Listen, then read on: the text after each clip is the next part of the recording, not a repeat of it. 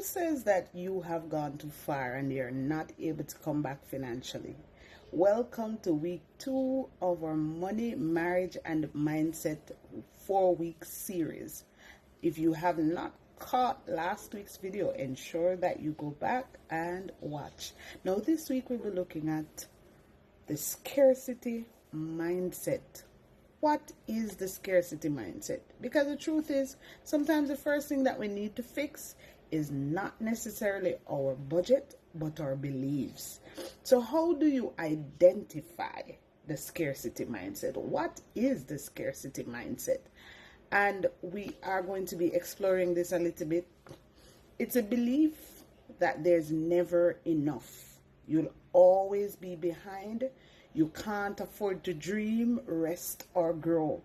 So whilst there be other persons around you and they'll be expanding and growing and living their dreams, it's as if it is not for you. That lifestyle is not for you because somehow your money is not able to stretch beyond where you are to bring you into that place. No, this mindset is a side effect of trauma, lack, and emotional abuse. You've been taught to survive, not to thrive. But here's the good news, sis. God doesn't operate from lack. He's a God of abundance and strategy. Yes. So here's what we're going to do now. When you shift your thinking, you automatically shift your life. Strategic thinking comes through faith because God is not just one who is demanding you to believe. He also gives strategy so you can move into the next level of your life.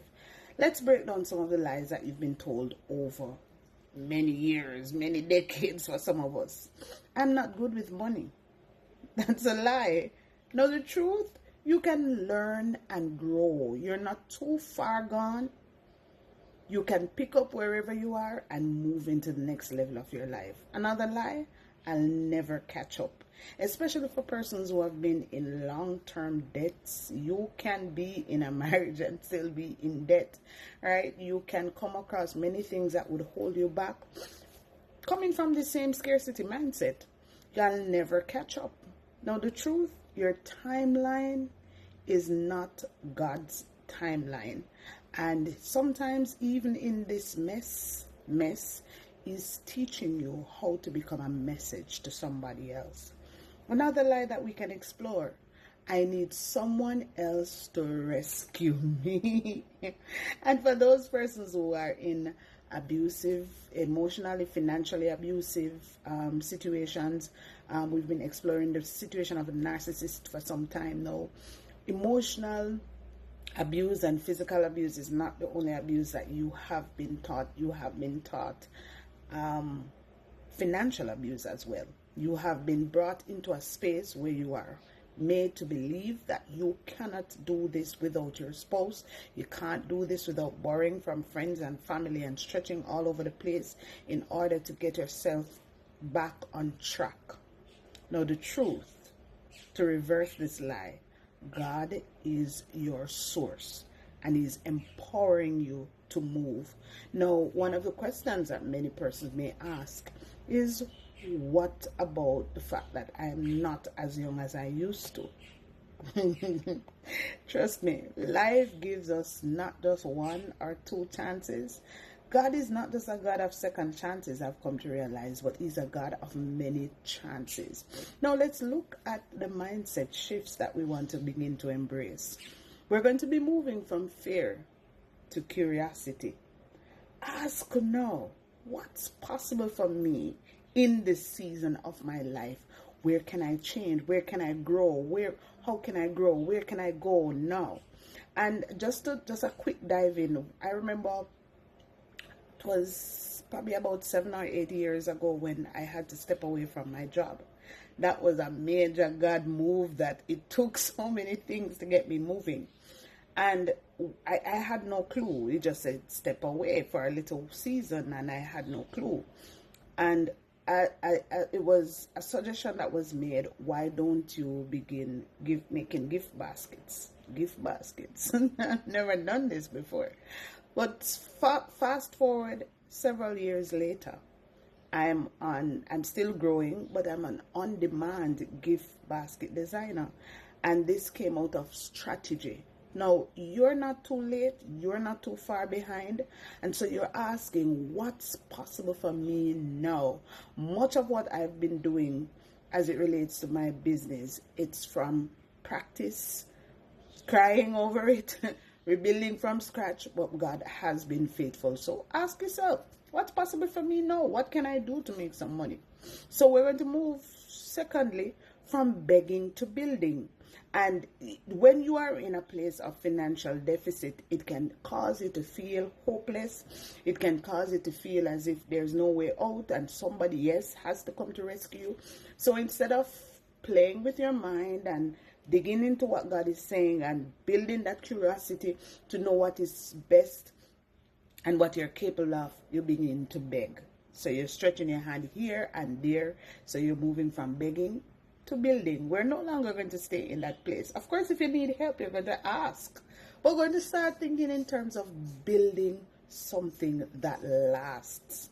Actually, the Bible says that we are the head and not the tail. We're lenders and not borrowers. So we found ourselves in the position of borrowing, but we're going to be swiftly moving from there, and we're going to be going into the position of the lender. So from begging to building. The third strategy, from lack to strategy. Yes, the third mindset shift is from lack to strategy. Now we're going to begin to create a vision. So even if you started out with just $100 when I started my gift basket business, of course I'm back in a 9 to 5, and you know we can continue to have the conversation because my finances has gone from season to season and different things have happened. But I started from scratch. I started with the very minimum. So even if you're starting from scratch, you can still create a vision and build from brick to brick until you come to build the empire that you desire. Start with what's in your hands. How much can you save? Because I came from a background where I had to be the savior for everybody, and I had to take care of everybody's needs and ensure that everybody was okay. Saving was not, every time I would save, I had to go dipping back into my savings to ensure that somebody was taken care of. So saving was a struggle. Now ask yourself, can you save $100 a week? Can you save them in coins? How can you manage? What can you manage realistically? Not just what you would desire, but what you are able to realistically manage, and start there. Can you offer a small service or product? You may not be able to make the gift baskets because you might not be on that creative side, but what can you do? Can you sell candy? Can you babysit somebody's child for the weekend? What can you do?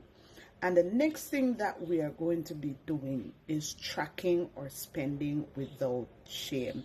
Where is my money leaking out to? It's going somewhere, so we must know where it's going. Start with what you have. Proverbs 21 verse 5 says, the plans of the diligent lead to abundance. You don't need to be rich. You don't need to be faithful. You just need to be faithful and wise. That's it. Your money story is not over. So this week, ask God to show you where thinking needs to change. Speak life over your finances. Journal your limiting beliefs and replace them with truth.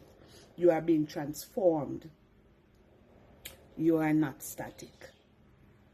So next week, join us again for Money, Marriage, and Mindset. See you next week.